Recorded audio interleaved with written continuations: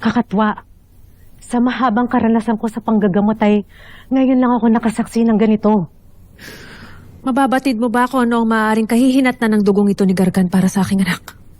Agape Ave, hara ng Hatoria.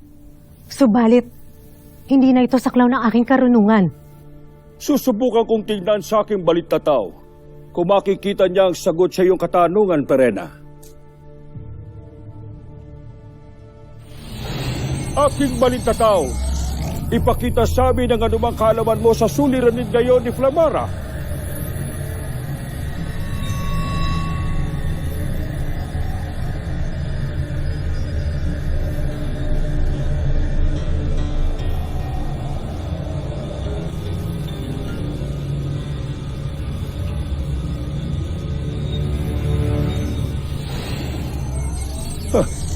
Aba, magigang aking balintataw ay walang maibigay na kasagutan.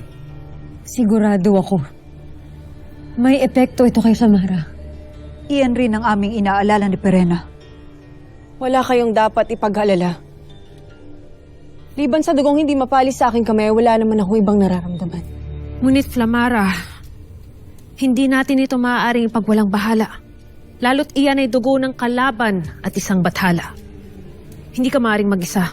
Dapat ay lagi ka may kasama upang matiyak natin ang iyong kaligtasan.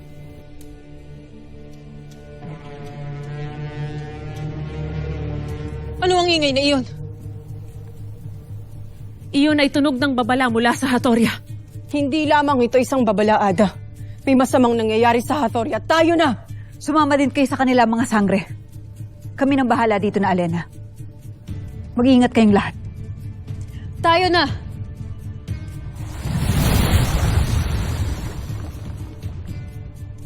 Ano pa kayang magaganap na kaguluhan ngayong gabi?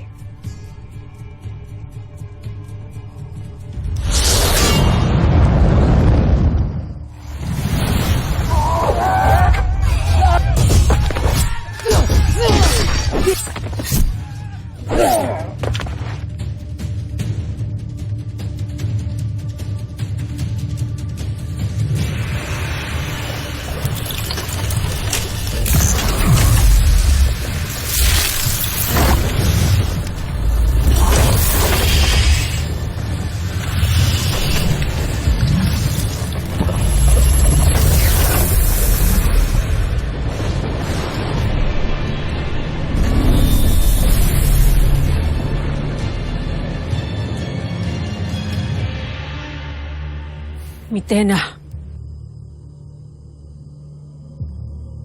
Kay lakas naman ang iyong loob na sumugod sa aking nasasakupan. Kayo talaga ang hinahanap namin. Tanggap ko na hindi ka na magbabago kailanman, Mitena. Ninais ko! Ngunit sadyang mga taksil kayong lahat. Mag-iingat ka sa iyong pananalita. Ano't kayo lamang ang dumating upang kami harapin ninyo? Nasaan ang sangre na tagapangalaga ng brilyante ng apoy?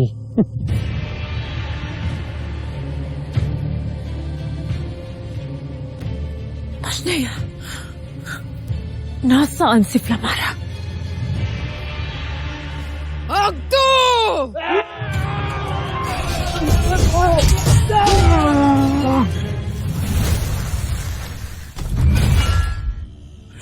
Anong aking ginagawa rito? Bakit dito ako dinala ng aking Evictus?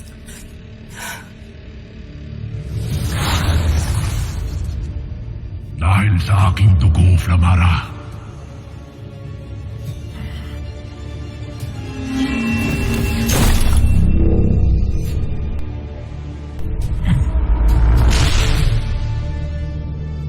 Dinala ka sa akin ng aking dugo.